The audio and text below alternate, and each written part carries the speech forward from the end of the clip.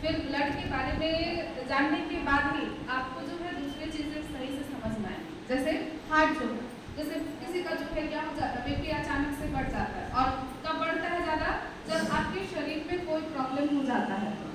एक तो normal BP का प्रॉब्लम हो जाता है ना, लेकिन जैसे कोई भी एज के बच्चे भी हो, लेकिन जब उनका तबीयत खराब रहेगा या कुछ हुआ रहेगा तो देखिएगा उनका भी बीपी क्या हो जाता है, बढ़ जाता है। तो ये क्यों बढ़ता है, उसको जानने के लिए पहले ब्लड के बारे में सही तरह से क्या करना पड़ेगा, जानकारी लेना पड़ेगा। अगर ब्लड के बारे में जान गए, उसका काम समझ गए, तो फिर आसानी से समझ में आ जाएगा कि फिर ये चीज़ जो है होती क्यों।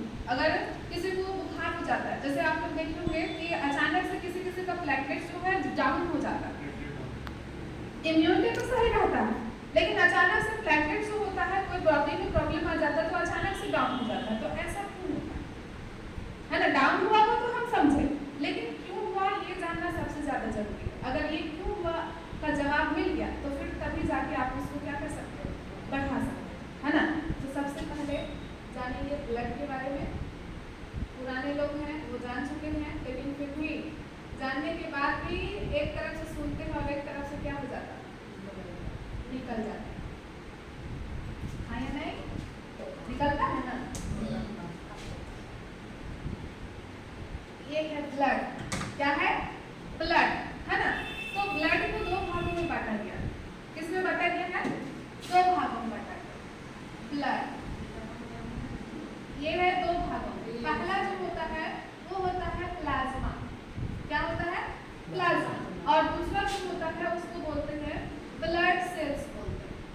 क्या बोलते हैं, ब्लड सेल्स, है ना। तो इस तरह से ब्लड में प्लाज्मा भी होता है और ब्लड सेल्स भी होता है। तो ये दोनों जो है अलग अलग होता है। जैसे आप लोगों को हम बताए हैं कि स्पाइन में जो ये लोअर एरिया जहाँ क्या पाया जाता है, बोन मैरो पाया जाता है ना, उसमें लगभग 80% ब्लड बनता है। तो 20% जो है वो कहाँ बनता है, और ब्लड बन रहा है तो वो कौन सा बनता है ना। खाना जो खा रहे हैं हम लोग उसमें से कौन सा ब्लड बन रहा है और यहाँ पे कौन सा ब्लड बन रहा है, ये दोनों अलग अलग है ना। तो आप लोगों को क्लियर कर देते हैं कि ये क्या कौन सा बनता है। जैसे हम खाना खाते हैं, है ना, तो खाना से जो होता है ना, खाना में जितना भी विटामिन होता है वो आपका इसमें मिक्स होता है, इसमें प्लाज्मा में मिक्स होता है। प्लाज्मा में खाने में से आपको पता है कैल्शियम, विटामिन, मिनरल्स, है ना, प्रोटीन, जितना भी चीज जरूरत हो बॉडी के लिए सब इसमें होता है। खाना वाला मिक्स कहाँ होता है, प्लाज्मा, या तो प्लाज्मा बनता है, समझिए, है ना। सिंपल भाषा में बोले तो खाने में से क्या बनता है, प्लाज्मा। और ये प्लाज्मा किसका कहाँ रहता है, ब्लड का ही ये भाग होता है।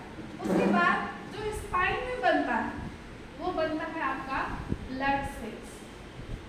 क्या बनता है, ब्लड सेल्स, है ना। तो ब्लड सेल्स जो है, ब्लड सेल्स 3 प्रकार का होता है ना। ब्लड सेल्स होता है 3 प्रकार का। सबसे पहला होता है आरबीसी। क्या होता है, आरबीसी। दूसरा होता है डब्ल्यूबीसी, है ना। और तीसरा होता है आपका प्लेटलेट्स। क्या होता है, प्लेटलेट्स।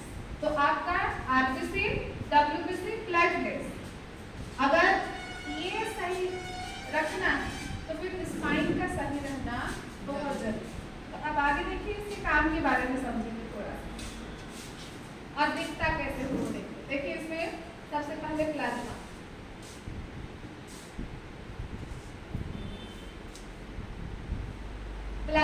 देखिए ये होता है कितना, 55% प्लाज्मा। और ये कितना होता है, ब्लड सेल्स होता है 45%। और प्लाज्मा में लगभग 90% जो होता है वो पानी होता है, और मात्र 10% ही आपका क्या रहेगा, प्लाज्मा मतलब उसमें आपका खनिज हो गया, मिनरल्स हो गया, है ना, मैग्नीशियम, जो भी जरूरत है, कैल्शियम, जितना चीज जरूरत है सब। तो ये प्लाज्मा के भी काम होता है क्या करना, हमारे पूरे शरीर तक कहने का मतलब है ब्रेन से लेके, हड्डियों से लेके, मसल से लेके, ऑर्गन से लेके, कहाँ तक, सेल्स तक। और एक चीज, दूसरा चीज आप लोगों को बताना जाते हैं, है ना। ये पेट